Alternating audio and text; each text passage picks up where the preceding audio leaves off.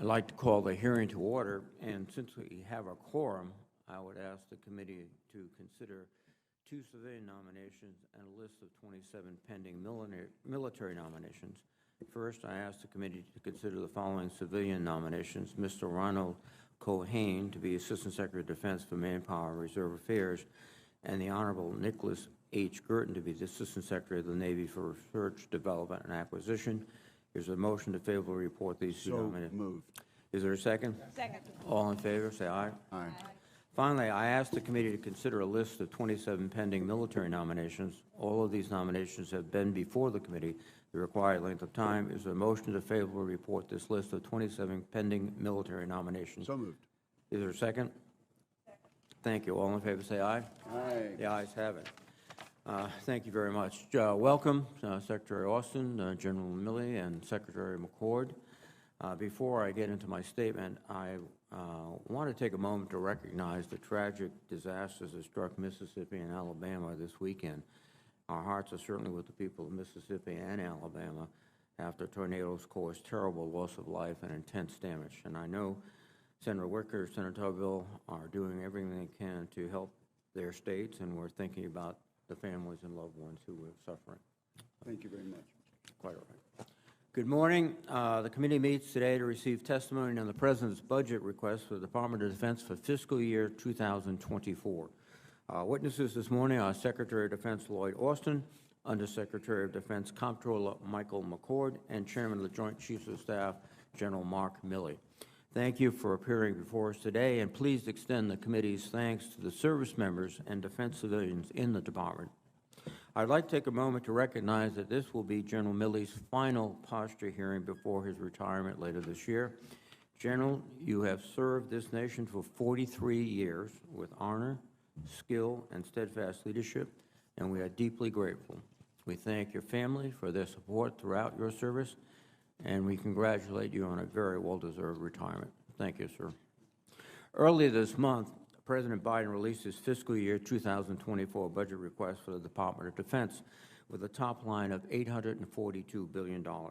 As the President's budget recognizes and as his national defense strategy makes clear, China is our primary competitor. The PRC is the only nation with both the intent and the capability to challenge the security and economic interests of the United States and our allies and partners. At the same time, Russia remains a violent, destabilizing force.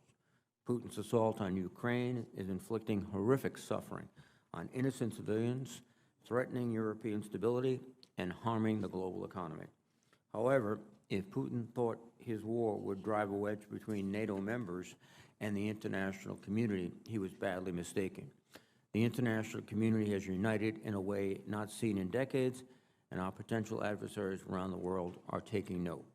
The Biden administration and the witnesses before us today deserve great credit for leading this effort. In addition to the threats posed by Russia and China, nations like Iran and North Korea continue to push the boundaries of military brinksmanship, and issues like terrorism and climate change remain persistent. Prevailing in this environment will require thoughtful strategies and a budget that is structured to meet the challenges we face.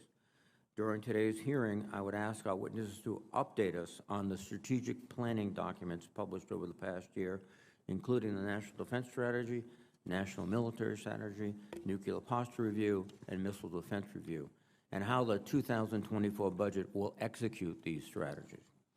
An essential element for the United States' long-term strategic competition will be our ability to build the joint capabilities of our armed forces across all domains, including space, cyber, and information operations. As the Defense Department's recently released joint concept for competing makes clear, the object of our nation's adversaries is to win without fighting. The concept warns that if we do not adapt to the realities of long-term competition, quote, the United States risks ceding strategic influence, advantage, and leverage while preparing for war that never comes.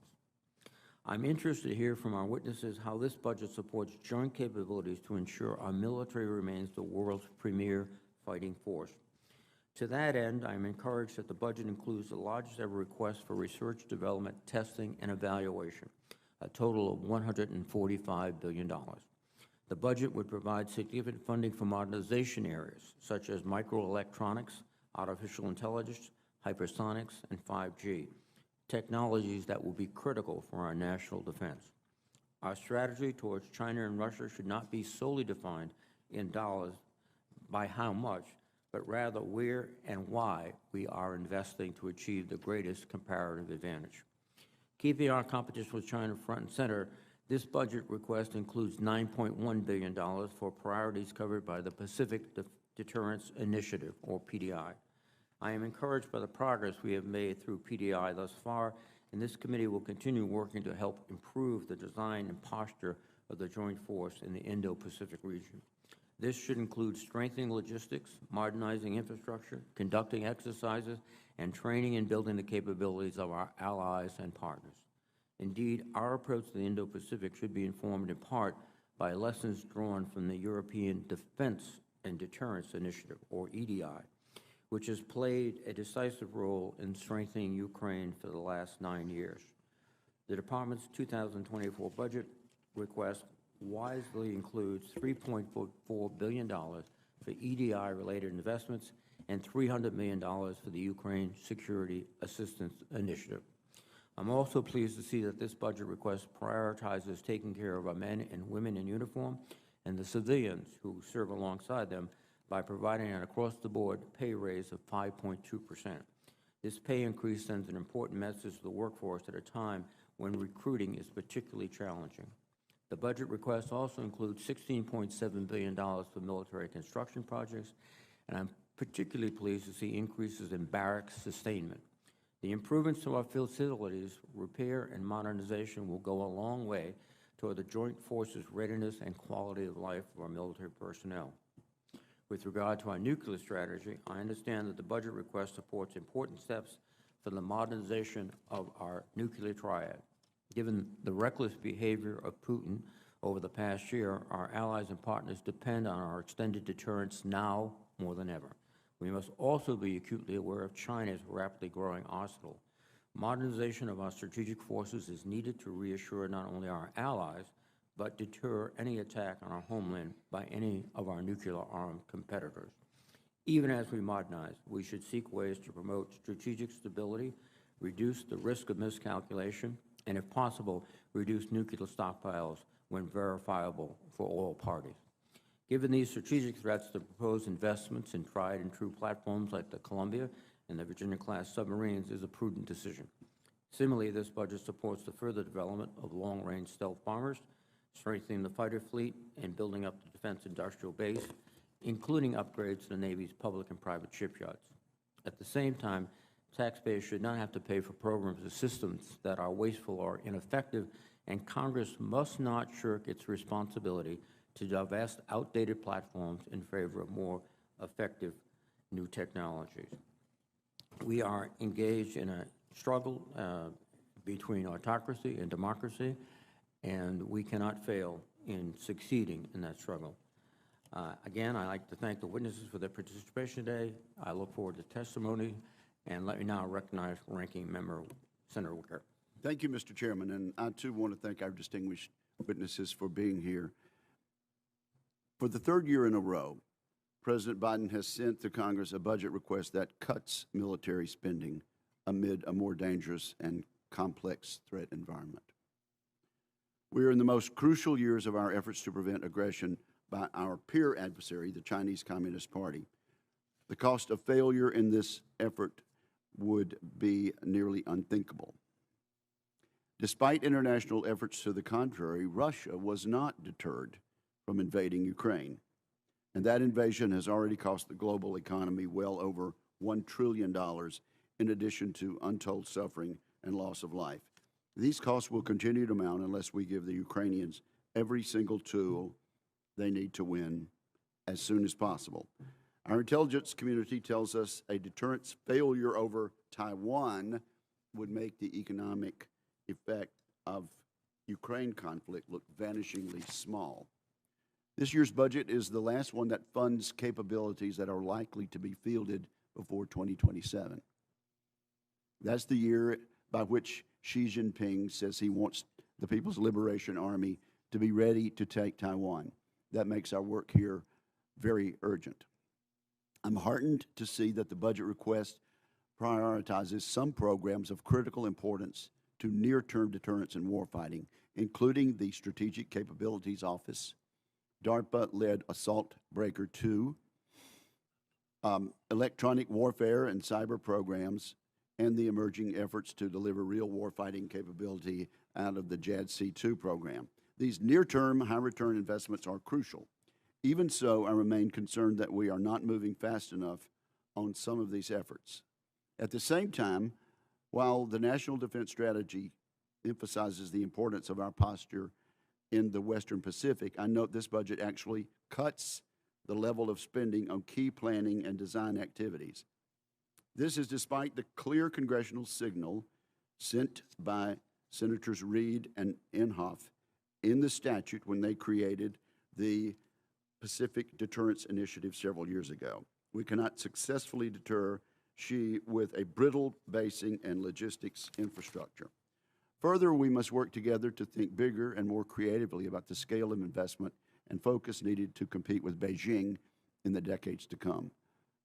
Our current nuclear modernization efforts are moving too slowly and will produce a force ill-equipped to deter multiple nuclear-armed adversaries. The current approach to rebuilding our shipbuilding industrial base is also woefully insufficient. The Department of Defense has failed our shipbuilders by promising stability and then pulling the rug out from under them. This has hit amphibious shipbuilders particularly hard. This budget also fails by actually shrinking the U.S. Navy this year and in future years, instead of growing the fleet as is required by law. Congress, again, will need to rectify these failures. Yet even where Congress and the Department of Defense have agreed on our approach, such as with the submarine industrial base, progress has been too slow or non-existent.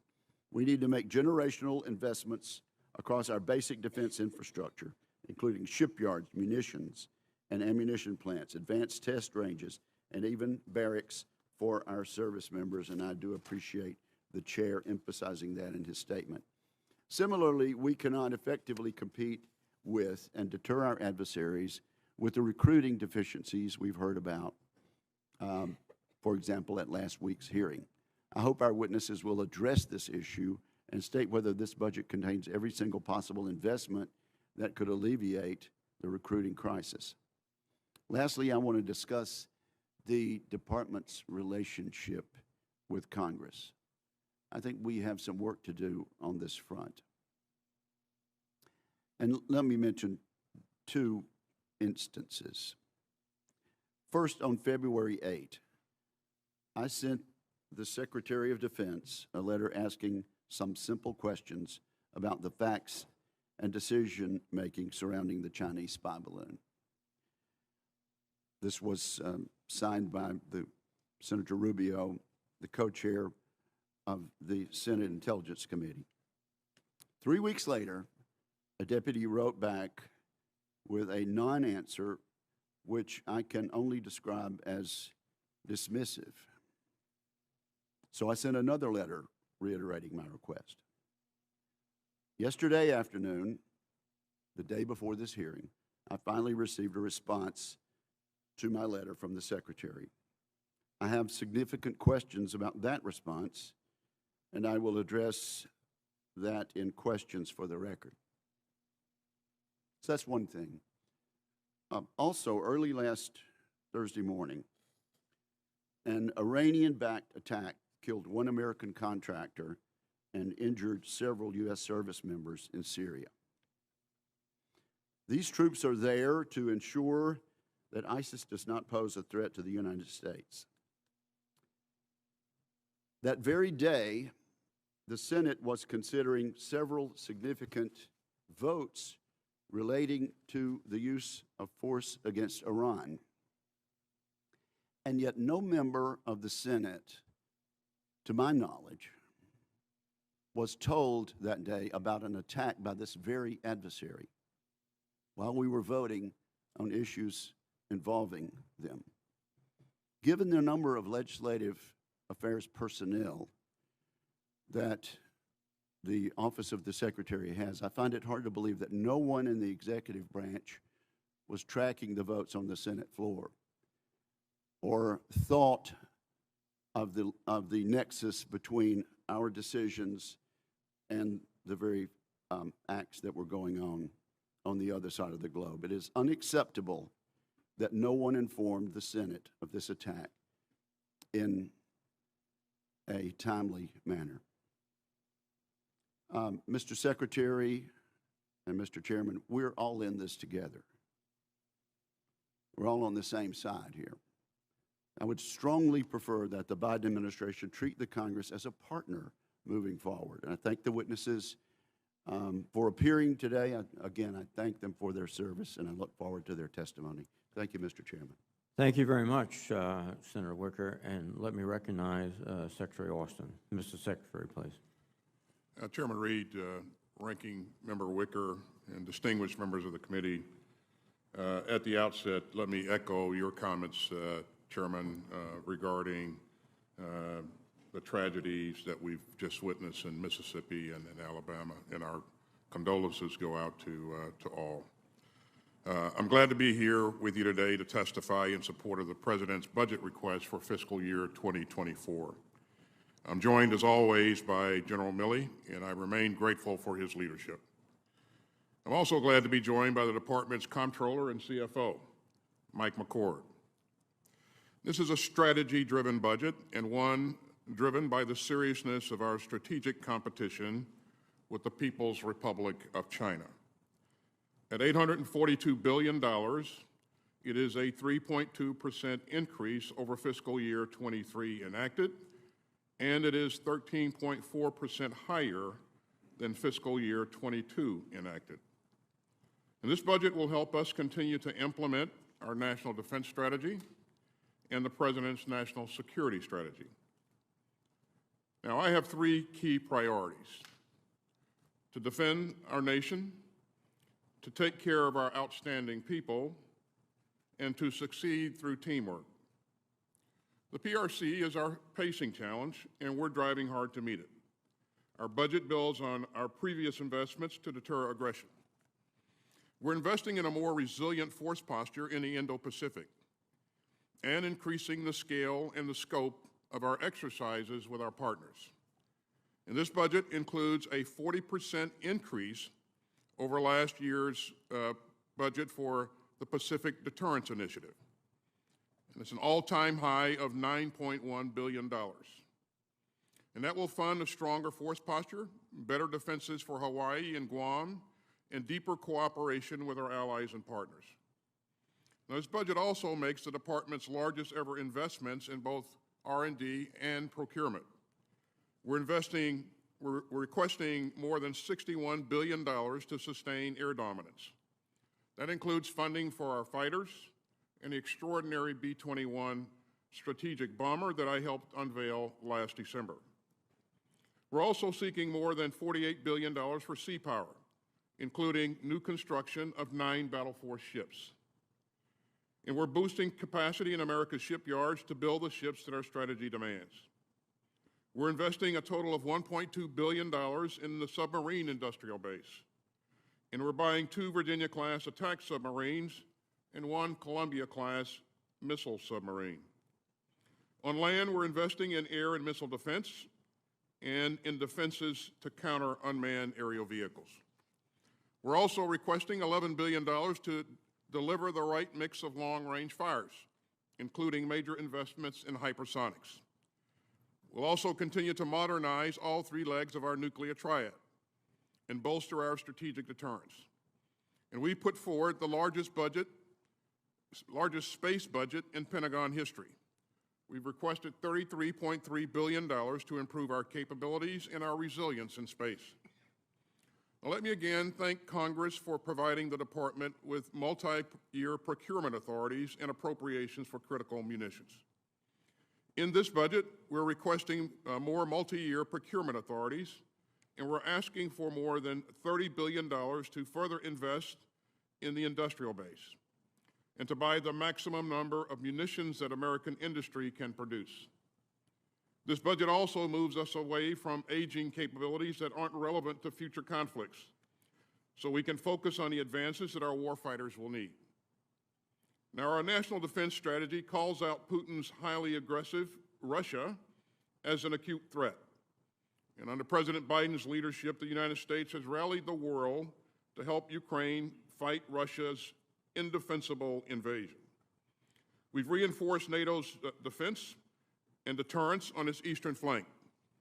Our allies and partners have provided crucial security assistance coordinated through the Ukraine Defense Contact Group that I lead. And we will support Ukraine's defense for as long as it takes.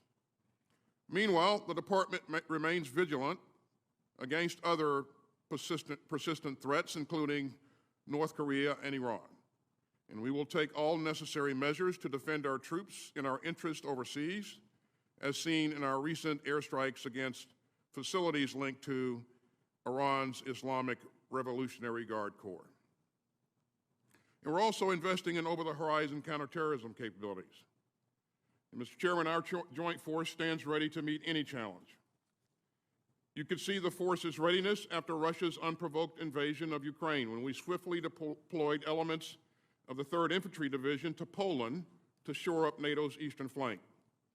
And we closely monitor readiness at the unit level and maintain response forces at our highest states of readiness, while the rest of the force, by design, is preparing for future contingencies. So this budget will help us maintain our readiness with $146 billion in funding for operations, training, and maintenance.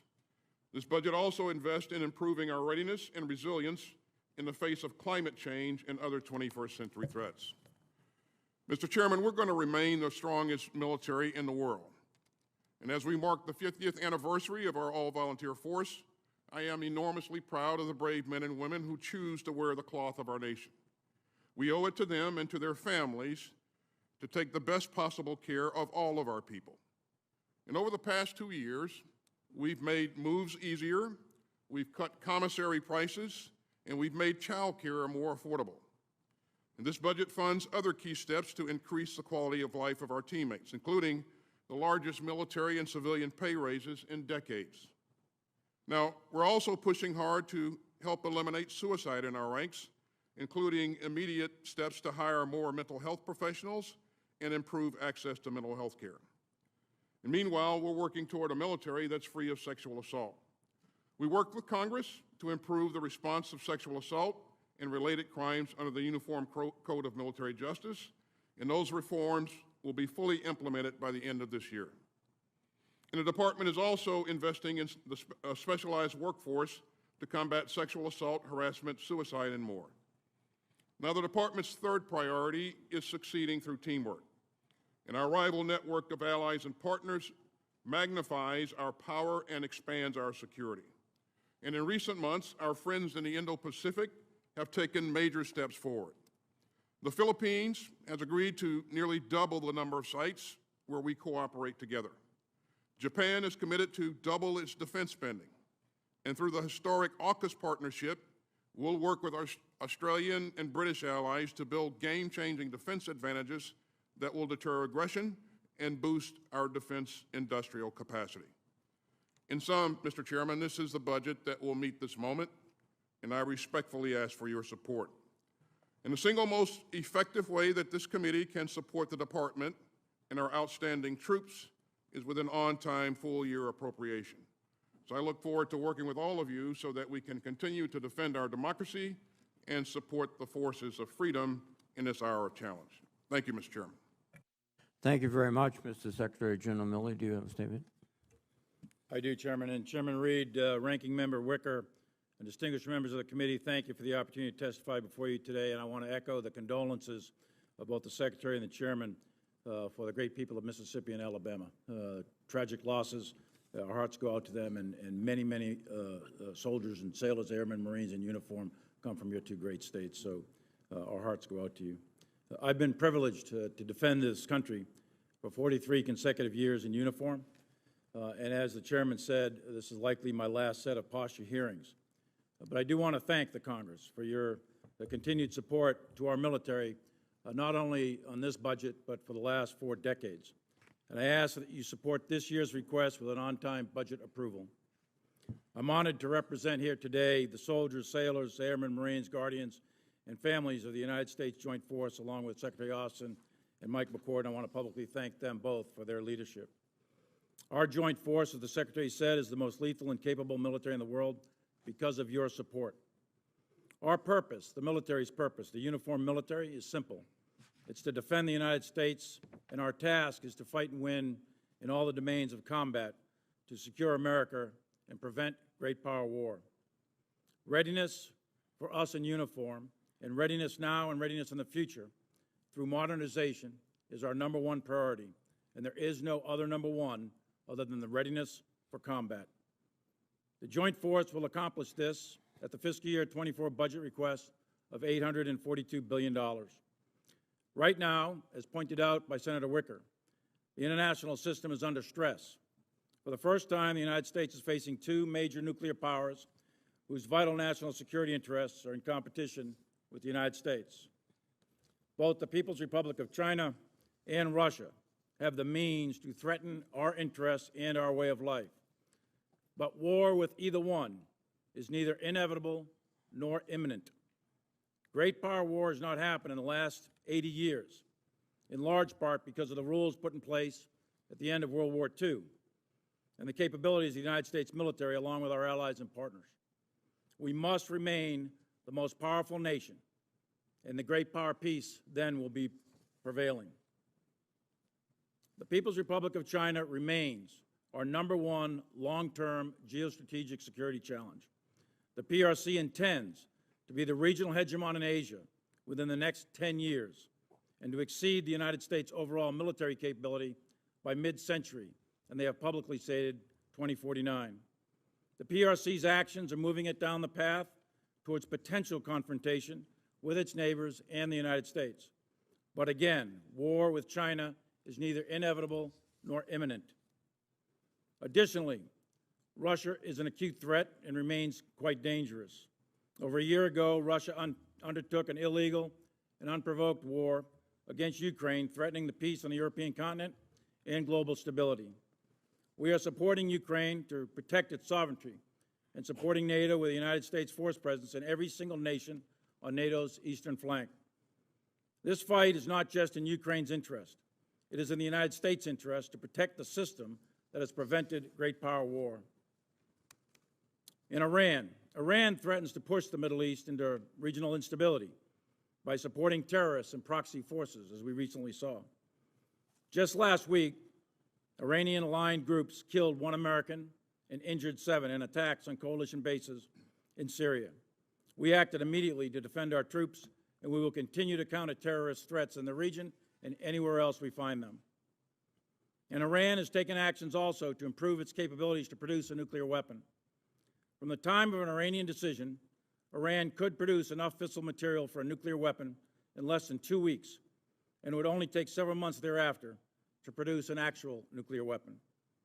The United States remains committed, as a matter of policy, that Iran will not have a nuclear weapon. The United States military has developed multiple options for our national leadership to consider if or when Iran decides to develop a nuclear weapon. North Korea's continued ballistic missile testing and nuclear weapons development pose threats to our homeland and our allies and partners. But we stand together shoulder to shoulder with the Republic of Korea to deter North Korean aggression as we have for 7 decades. Terrorists continue to operate around the globe, threatening fear, destruction, destabilization, and this budget supports our continued counterterrorism effort. In short, the United States military stands ready to protect our nation's interests and the American people. We are currently standing watch on freedom's frontier with nearly 250,000, 250,000 troops in Europe, Asia, Africa, the Middle East, and South America. The United States never fights alone. A key source of our strength is our large global network of alliances and partnerships. Just this month, we conducted 63 operations and joint and combined exercises globally with our allies and partners. And lastly, our operational readiness rates are higher now than they've been in many years. Currently, 60% of our active force is at the highest state of readiness and could deploy to combat in less than 30 days. well exceeding our minimum standard of 1/3 of the force. 10%, in fact, could deploy in less than 96 hours. This military, the United States military, is ready. The joint force is at an inflection point, and we must balance operations readiness and modernization. We must not allow ourselves to create the false trap that we can either modernize our forces for the future or focus only on today. We must do both. We must integrate advancing technologies, including precision long-range fires, hypersonic weapons, quantum computing, artificial intelligence, robotics, and all-domain sensors. The time is now. We have very little margin to wait. And the common thread critical to accomplish all of this is our people. We must continue investing in training, education, and talent management to be prepared for the future operating environment. I urge Congress to support this budget's significant pay raise, health care, housing, and child care initiatives. This budget sustains our readiness and adapts the joint force to the future warfighting requirements. There is nothing more expensive than fighting a war. Preparing for war is very expensive, but nothing more expensive than fighting it. And preparing for war will deter war, and that is our goal. We must act with clear-eyed urgency in order to deter great power war. By doing so, no adversary should ever underestimate the resolve of our nation and the strength of our military. Thank you, and I look forward to your questions. Thank you very much, General Milley. Secretary McCord, do you have a statement? No, Mr. Chairman, other than to wish your staff director a speedy recovery. Thank you very much. Secretary Austin and General Milley, logistics is not the most exciting topic, but in many cases it's one of the most crucial topics, particularly in the Pacific, where distance is as much an enemy as our opposing forces. First, Ms. Secretary, and then General Milley, can you comment upon the investments we're making in our modernizing our logistics, particularly in the Indo-PACOM area, command and control activities that would help deliver these resources to our troops? Thanks, Chairman. As I stated earlier, in this budget, we're asking to invest some $9.1 billion in the Pacific Deterrence Initiative. That will enable us to strengthen forward infrastructure so we can continue to forward deploy troops, so that will enable us to deter further forward in theater. In addition to that, we've pushed a number of our sustainment elements, like fuel, further into the theater, and we continue to make sure that we have a diverse and agile footprint so that we can rapidly respond to any challenge. But I think that we're investing in the right things and going after the right capabilities to make sure that we can operate further forward. Thank you. General Milley, please. Yes, Senator, thank you. Key here is one of the keys here is ammunition, and the Secretary has directed that we analyze all of our ammunition stockages in light of what's going on in Ukraine.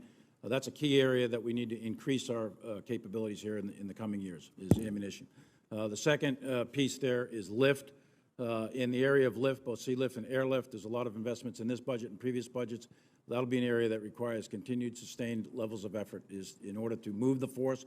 Projecting power is a key attribute of the U.S. military, that we do that through sea lift and airlift. So that's a second key point. And the last one I would say is the posture. The Secretary has initiated a series with the Indo-PACOM commander, a series of posture adjustments in the Pacific, which should better position us for sustainment, logistical sustainment, if any conflict ever happens. Thank you very much. Mr. Secretary, we are in a moment where we're having a challenge getting general officers off the floor of the Senate and to their assigned stations after they've been recommended by the Department of Defense and cleared in terms of their performance and their capabilities. Can you tell us what the cumulative effects of this would be in terms of denying promotions to people who are going to take key jobs? Thanks, Chairman. The effects are absolutely critical in terms of the impact on the force. This is one of the busiest times, or one of the most complex times that we've seen lately. We see a war, the largest conflict in Europe since World War II. We see an aggressive China operating in the Indo-Pacific. We see Iranian-backed elements going after our troops. And there are a number of things happening globally that indicate that we could be in a contest on any one given day. Not approving the recommendation for promotions actually creates a ripple effect through the force that makes us far less ready than we need to be. If you look at what we have coming up, I mean, there are 5 three-star promotions that are near term, and one of those is the commander of our fleet out in the Gulf, and that's a critical position. Then that starts to multiply. 70 more positions, 3- and 4-star positions over time. They include the chiefs of the Army, the Marine Corps, the Navy, and also the chairman's replacement at some point in time, although nobody wants to see that happen. So the effects are cumulative, and it will affect families. It will affect kids going to schools because they won't be able to change their duty station, and so it's a powerful effect and will impact on our readiness. As I look forward, I have never in my almost 3 decades here seen so many key military positions coming up for replacement. We have the Commandant of the Marine Corps, the Chief of Staff of the Army, the CNO of the Navy, and as you mentioned, the Chairman of the Joint Chiefs of Staff, by law, has to leave in September. And if we cannot resolve this situation, we will be, in many respects, leaderless and at a time of great conflict. So I would hope we would expedite and move quickly on this front. Thank you. With that, let me recognize Senator Wicker. Thank you, Mr. Chairman. Let me just start with a couple of short answers. I hope these will be. Secretary Austin, first, would you agree that this is the most complex and dangerous threat environment since World War II? Yes, Senator, I would say that it's one of the most complex periods that we've seen. General Milley. Yes, Senator, for sure. Okay. Over the past 2 years, Congress has added nearly $30 billion to the President's request in FY22 and $45 billion to the President's request in FY23, $75 billion added over the request of the President. Have these additional resources increased our national security and decreased military risk, Mr. Secretary? They have, Senator. It always helps when you get additional resources, but if you get additional resources with additional requirements, it doesn't help as much. And also, if we can stop doing some of the things that create a drag on our force in terms of causing us to spend money on things that are not relevant in a future fight, that also helps as well. So we appreciate Congress's support in the past for allowing us to get rid of things that are no longer relevant. And you're welcome on that. General Milley, same question. Has this $75 billion added to our national defense expenditures, have those funds increased our national security? Yes, I believe they have. And decreased military risk? Correct. Okay, thank you very much. Secretary Austin, the Biden administration has authority to send $1 billion worth of U.S. weaponry to Taiwan. That is similar to the policy and the authority we authorize with regard to Ukraine. Will the Biden administration exercise this $1 billion in drawdown authority that that Congress provided last year? We will, Senator, and my team is working diligently to make sure that we have the right capabilities in that particular drawdown. Of course, we have the authority. We'll need the appropriations as well. So. Okay, you'll need an appropriation to replenish that. Is that correct? That's correct, Senator. And the administration will be requesting a replenishment funding for the transferred defense articles. Is that correct? That's correct. Okay. Let me then talk about your assessment with regard to Ukraine. I believe you told me, Secretary Austin, that you believe Ukraine now has the upper hand in the war against Russia. Is that correct? That's correct. This is a highly contested fight, Senator, as you know, and we've seen the tide move back and forth. Most recently, we've seen some pretty significant fighting in the Bakhmut area. Right, but just with regard to your optimism about Ukraine having the upper hand, that is what you told me yesterday. It is. Now, what I was about to say, Senator, is that Ukrainians have inflicted significant casualties on the Russians, and they have depleted their inventory of armored vehicles in a way that no one would have ever imagined. And so now we see Russia reaching for T-54s and T-55 tanks because of the level of damage that the Ukrainians have inflicted on them. And we have, in the meantime, been— And reaching for those tanks demonstrates what to you, sir?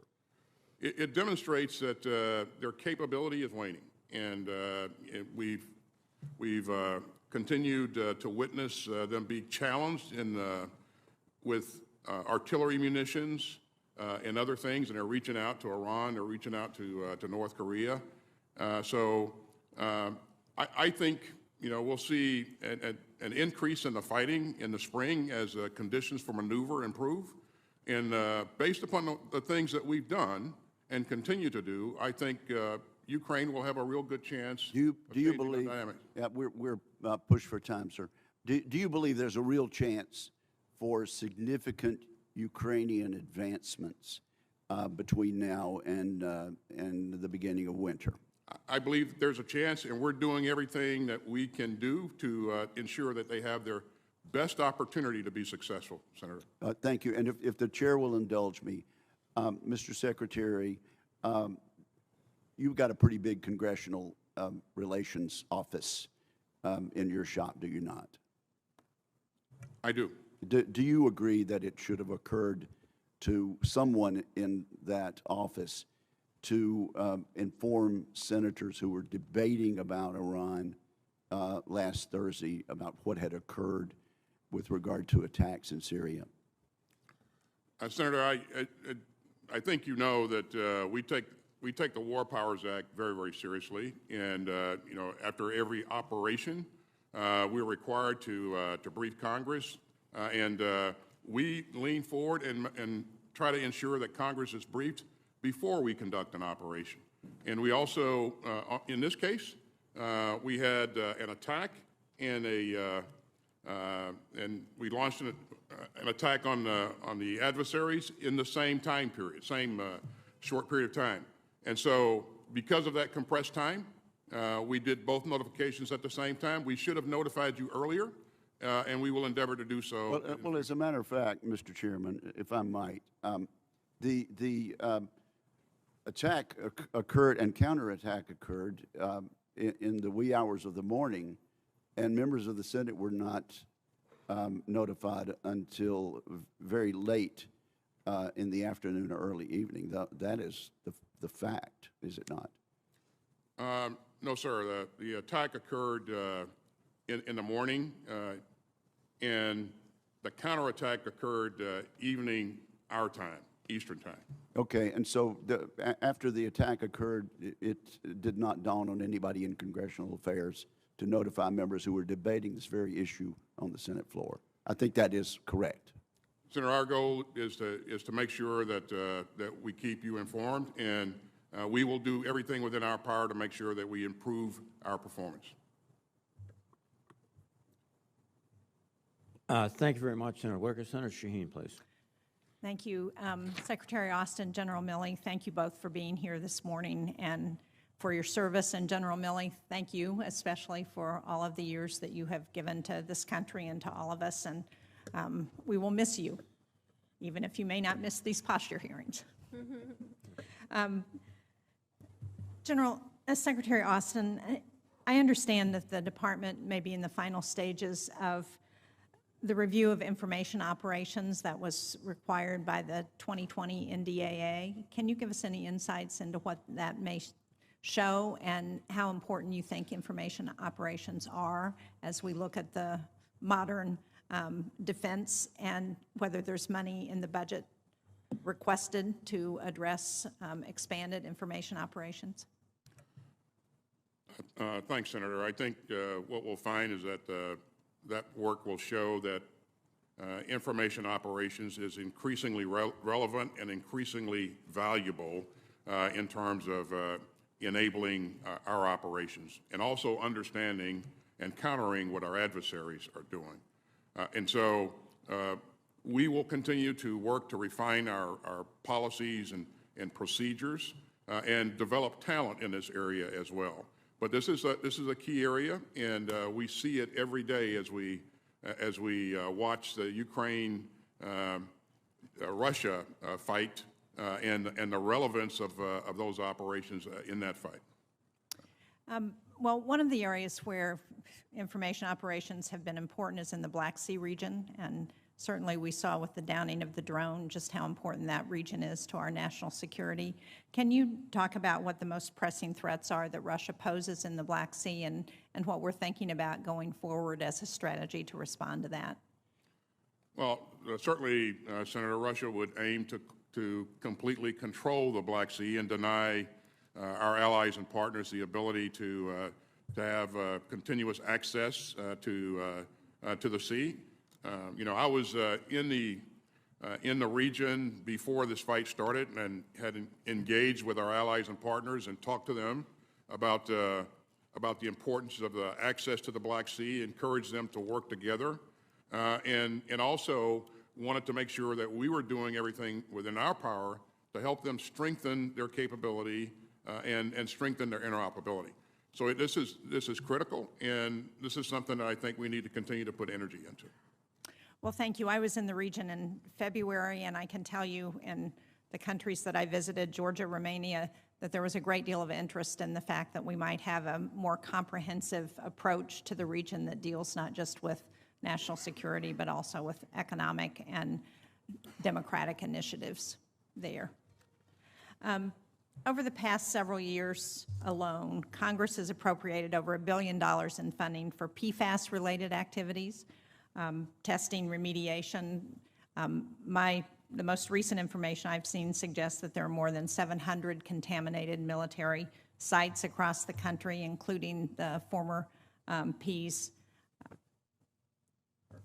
Air Base. Congress has shown a willingness to accelerate testing and cleanup by increasing funding, and yet the department claims that it's unable to execute those increased funding levels. We appropriated $517 million, or authorized it, in fiscal year 2020. Can you speak to what needs to happen in order for the department to make better use of the funds that Congress appropriates to address PFAS? We will continue to make every effort to make best use of those funds. I think you see in this budget we've asked for another $400 million. And to your point, Senator, if funds are not executed in one particular year, I think they roll over to the next year. So we have the benefit of using the funds that were not completely executed last year, plus the $400 million we're asking for this year. And we'll make every effort to make sure that we're doing everything within our that's possible to utilize the funds, and where we need more, we'll come back and ask you for more.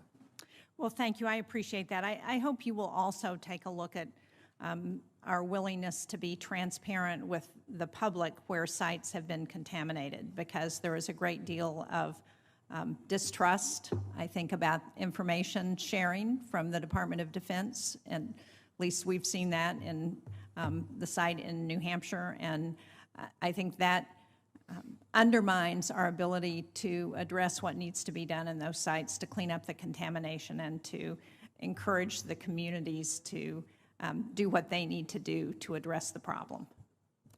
Thank you, Mr. Chairman. Thank you, Senator Sheen. Senator Fisher, please. Thank you, Mr. Chairman.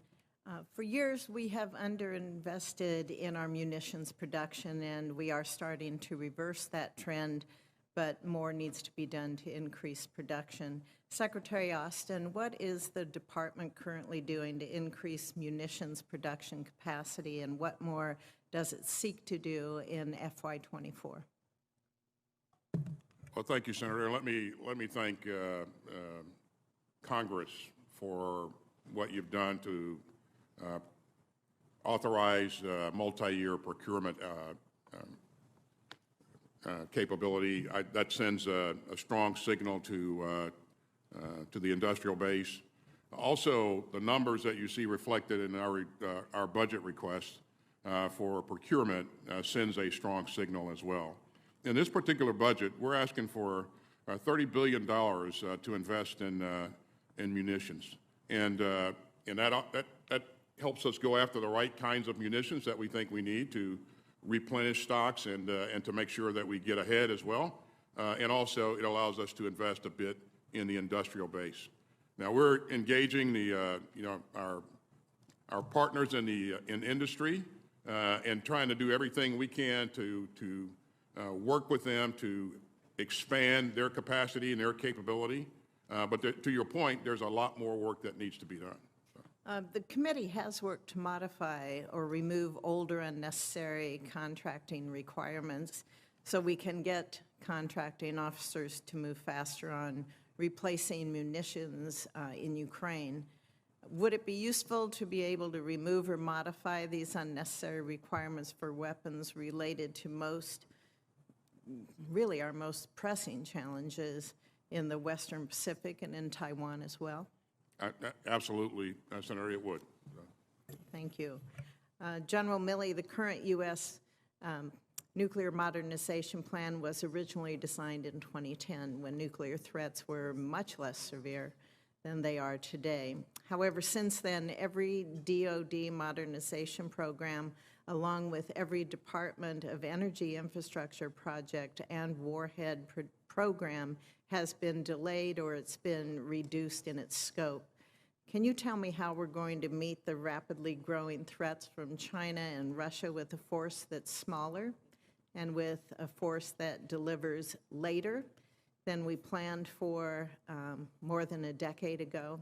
Basically, I'm asking you, how are we going to recognize challenges we have today and meet them? Thanks, Senator. As you know, the nuclear capability of China is growing, and we can cover that in some detail in a classified session if you so desire. The recapitalization of the nuclear triad is the Secretary and President's #1 defense priority. That is what has been one of the most significant contributors to great power peace in the last 8 decades. So it's imperative for us, the United States, to recapitalize that entire system with the silos, the bombers, as well as the subs, but also the NC-3 system. That's really critical, and it does bother me that some of these programs are behind and they're coming in at over cost, over budget. But we're going to get there, and it'll be a safe, secure, reliable system, guaranteed bet, and we'll maintain the strategic deterrence that we've kept for 80 years. Last year, you, along with nearly every other senior U.S. military officer, testified that we need to provide presidents with more nuclear options than we have today. Do you still agree with that sentiment?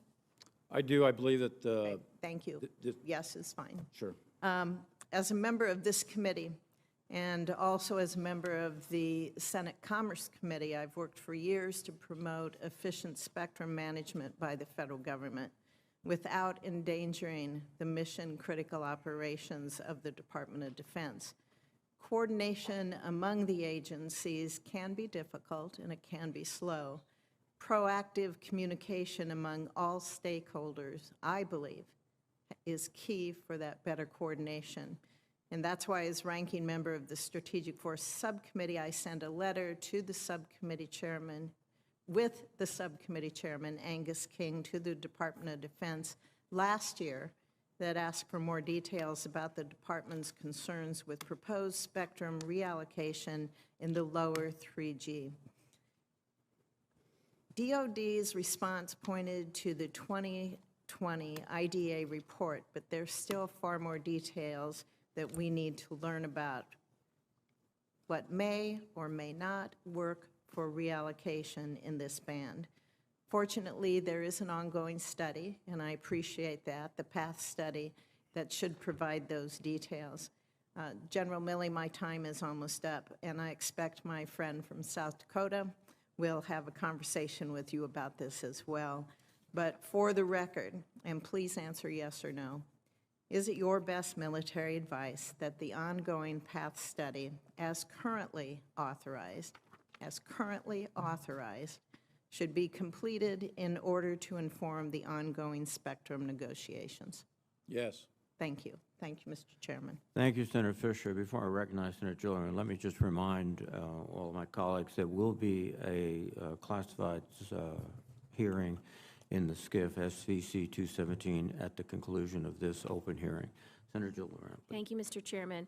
Mr. McCord, I was disappointed that for the second year in a row, the All-Domain Anomaly Resolution Office, or ARRO, was not fully funded in the department's budget request. Understanding that we cannot get into specific budget figures in this forum, can you discuss why ARRO was not fully funded? Senator, I don't have any information from my colleague, Undersecretary Moultrie, that he needed additional funding in this area. It's a relatively new office we're standing up, so I was under the impression, I am under the impression that we have adequate funding for the relatively new state of this, but I will double back with him if there's a concern. I need you to send a letter to this committee in writing about why it wasn't fully funded. Several senators signed a letter to Secretary Hicks asking that it be fully funded in this budget, and we specified in a classified annex exactly what funding wasn't being met. And it's operational funding. It's basic operational funding. So I'm highly concerned about this. Secretary Austin, the incidents last month involving the Chinese high-altitude balloon and the 3 unknown objects highlighted the need for us to continue to improve our understanding of UAPs over U.S. airspace. Do you intend to ensure ARRO receives full funding in the future? I will, Senator, and in this budget, we've asked for $11 million in support of the office of that initiative. That is not the budget request. Okay.